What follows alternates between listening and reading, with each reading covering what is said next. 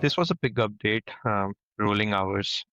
Hmm. So I think one thing we realized that there was a sort of a like how we used to collect hours on job site.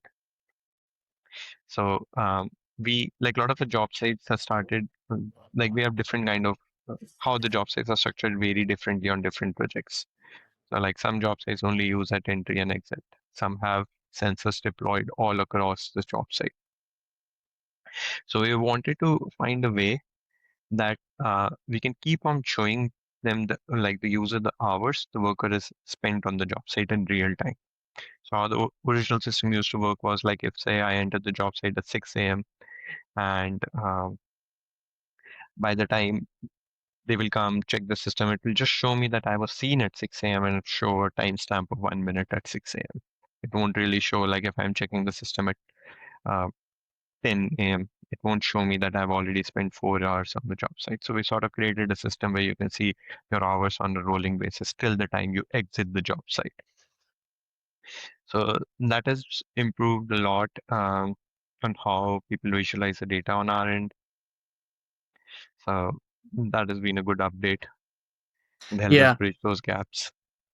I think that people have been using it, some of our customers, a number of different ways, but for the most part, a lot of our job sites that have turnstiles and no sensors on the inside or anywhere else, sometimes don't have a requirement to tap out at the end of Yeah, the day. So then you basically lose out on all those hours. If someone's going in, tapping in, how do you know how long they were on site if they don't tap out? Because if you're not required to tap out, you're probably going to forget because you can just freely spin the turnstile on the way for safety reasons, right? So it might be a requirement not yeah, to have tap true. out. So rolling hours basically allows you to accumulate hours throughout the day.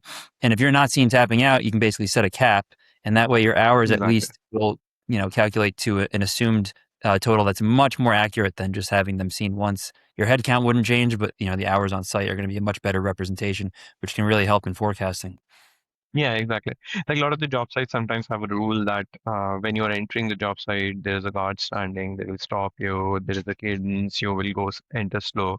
With general human tendencies when someone is exiting a job site, or even when I am exiting the office, my speed of exiting the office is much higher than when Yeah. I'm entering the office. So Those are my I'm favorite studies. When you're looking at yeah, like the passive entry and you're like, it's always on the way out that they're yeah, not captured. Like, how is that possible? They're just going flying down the road. They're yeah. probably So everyone like miles just an wants to hour. fly out, get out of the job site. The day is over. So this I don't helps blame us them. like yeah, exactly. Like so that helps us like complete the data.